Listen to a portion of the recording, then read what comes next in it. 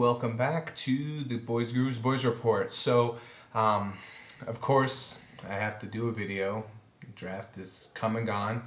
My mock draft was a big hit, apparently, for some of you. And with that, it was really odd because when I did it, I really wanted to make it as realistic as possible. As far as a round projection. So, I mean, I looked at a bunch of different things to try to, I didn't want to put a bunch of second rounders and think we're going to get them in the fifth round. I didn't want to be unrealistic with that. And what I noticed amongst all the teams over the course of the weekend was people just drafted guys they liked. It didn't matter, where they were slotted. You had Bulmer, who, definitely I saw nowhere he was a second round prospect. He was rising, but not a second round prospect. And then guys like Mike Mitchell with the Raiders, the laughing stock of the whole draft there. But that was in a nutshell what was going on. So, it was pretty surprising to me to see Patrick Turner being picked in the third round, especially when they picked Pat White. And then they picked Brian Hartline after that. That surprised me. Roy Miller got drafted, I think, in the third round. All the guys got drafted in the third round. Brandon Tate, that didn't surprise me. I thought he was in that neighborhood. Massaquoi went a little bit high that I thought we were gonna take a look at. McBath went really high, a lot higher than I thought. So it just. That's the way it works. Brewster, I had in the sixth round. We picked him in the fourth round, or the third round. It is what it is. Impressions, everyone's roasting the Cowboys. I am not going to do that. First off, you don't grade drafts the day after. You can say, okay, we drafted here and there, and this is where this guy fits in, and that, and this is. This guy could be good. I loved Williams. I think my previous posts back that up. Brandon Williams, I don't know much of. Victor Butler, I didn't know much of. Perhaps I should have, being that they led their respective conferences in sacks. Basically, we have a lot of dead weight on this team. We have a lot of dead weight on the bottom parts of this team that got exposed when the lights were on them, be it on special teams, with special teams penalties. So we had 16 special teams penalties last year. And of them, I think 11 of them, 2/3 of them basically, were amongst Rodgers, Carpenter, and Pat Watkins. So they need to go. You're not rookies anymore. There's no excuse for multiple penalties that cost field position and can ultimately cost you games. Special teams alone in the Pittsburgh game, with the punting and the returns, as well as the Arizona game with the opening kickoff and then the block punt. 2 games cost you a playoff slot, losing those 2 games because of special teams. So, it's, getting a new coach, I think, is certainly a big start of that. And D'Angelo Smith looks... like I was mentioning before, we've been looking at these combo corners, like Bradley Fletcher was one, Jarris Bird, the guys that kind of maybe project more to free safety, but could step in and cover the outside guy while Skandrick moved into the slot in a nickel situation.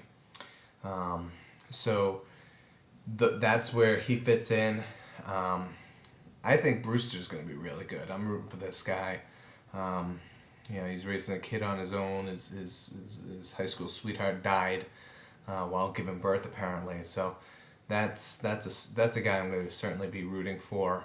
And just Bueller, kickoffs. Some teams like having an extra guy. Look at Carolina. Their guy they had a kickoff guy that led the NFL in kickoffs, and their defense, ground game, did well for them.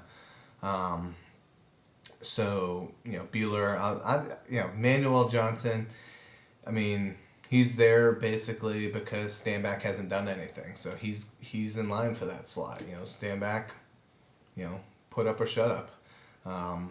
Same with everybody. It's not Stephen Hodges coming in. They're gonna move him to linebacker.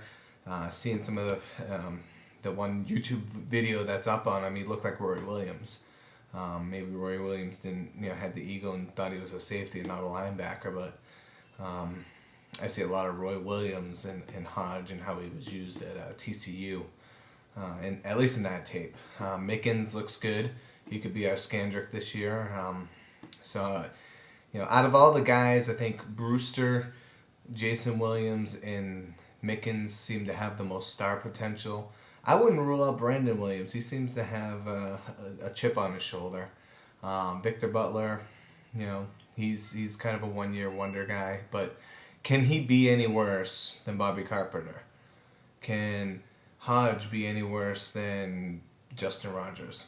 Can these guys be any worse than the guys that they're coming in for? I mean, look at our guard. Look at Proctor comes in when we had Kozar injured. He comes in and he sucked. Then Holland comes in, immediate upgrade, get good production. He gets hurt.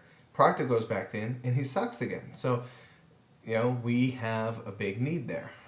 So Brewster is going to come in and fill that. So I like it. I think Manuel Johnson's probably the only guy that's not going to make the team. Maybe Victor Butler as well, because Eric Walden didn't make the team last year. But it gives us a little salary cap relief, I think. There was a lot of salary cap talk about this draft, which tells me that perhaps Ellis's days are numbered to fill in. I don't want to see another down of Barbie Carpenter. I don't want to see it. I can't stand this guy. Pat Watkins as well. Probably more Pat Watkins. Just these penalties just drive me nuts. I mean, it just makes me want to pull what's left of my hair out. So, for those who want to criticize the special teams aspect and drafting for special teams, and this is a 1995 draft, and Jerry's got an ego. When's the last time we drafted a QB that we're excited about for the future? I don't remember. So we got that to look forward to. Jason Williams, this guy is I'm telling you, this guy is going to be a star. Kevin Burnett replacement. Burnett, I believe, led us in special teams tackle. So, you have to fill that gap. So that's pretty much it. I'm not going to grade it. I like it. I like where we're going. I like the mindset that these guys are going to come in and push some of the dead weight around. And that can only be a positive. So, hopefully we get 2 more wins next year because of this draft and because of shoring up the special teams. That's where I stand. Next videos, we'll see. I just wanted to let you guys know I will be having a blog, boysguru.com. That's going to be coming up very shortly. I'm just working out the kinks right now. So I'm going to work that out. I got some ideas for that, and so I'll keep these videos coming as best I can, but I'm looking towards expanding everything. Some articles, some blog posts, maybe even a forum as well. So keep your eyes out and ears out for that. I'll talk to you guys later. Peace.